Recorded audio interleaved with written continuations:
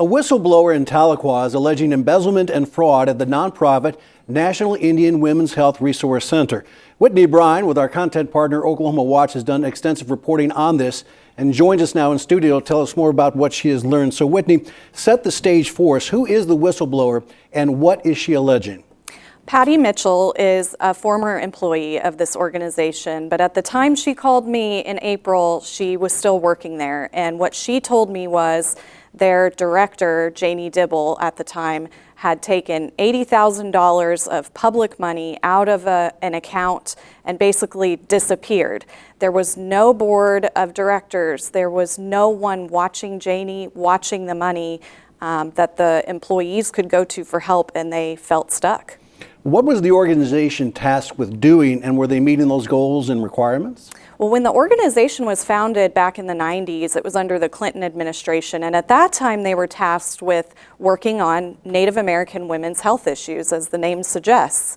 Over time, priorities shifted nationally, and then of course at the local nonprofit, they followed the money, is what they told me. As priorities shifted, so did the money, and they went there. So these days they're focused more on youth, mental health, anti-binge drinking campaigns, things like that. It's mostly around youth in the Tahlequah area instead of national tribal communities like it once was. Speaking of the money, how much did the National Indian Women's Health Resource Center have at its disposal?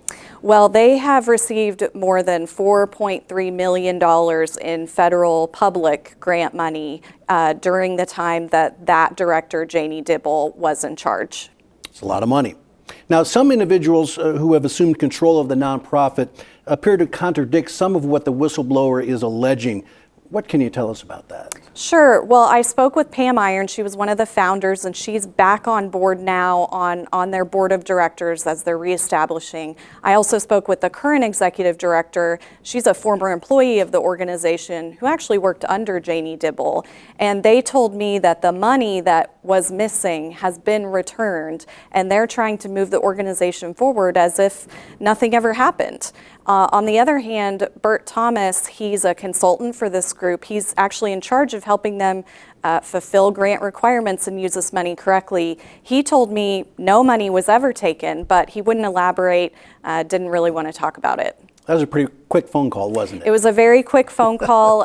He hung up pretty quickly, but he is also very invested in this organization. He's been paid more than $20,000 by the organization through those grants over the past year or so. So he certainly has a reason to defend what they've been doing. Now, from what I read in your article, this organization lacks hands-on oversight. In fact, you reported board of directors at one point, I guess, who you would consider to be missing in action.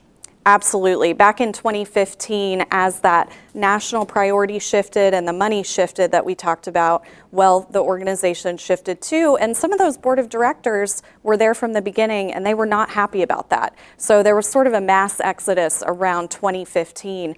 And since that time, there has been very little, if any, board of directors at all. In fact, when the money was taken, I'm told there was no board of directors, no one overseeing that money or Dibble's day-to-day management. Tell us more about this whistleblower, former employee Patty Mitchell. Besides talking to you, did she take her concerns to anybody else? Absolutely. Patty is a very outspoken woman. She's Cherokee herself, so she cares deeply about Native women's health issues. She was so excited to work for an organization like this until she found out what it was really doing. So she's reported to several federal agencies, the FBI, she's reported to the local sheriff's department. Basically, she's reporting to anyone who will listen. Okay, so she's talking, but any luck in getting the former executive director, Janie Dibble, to give her side of the story?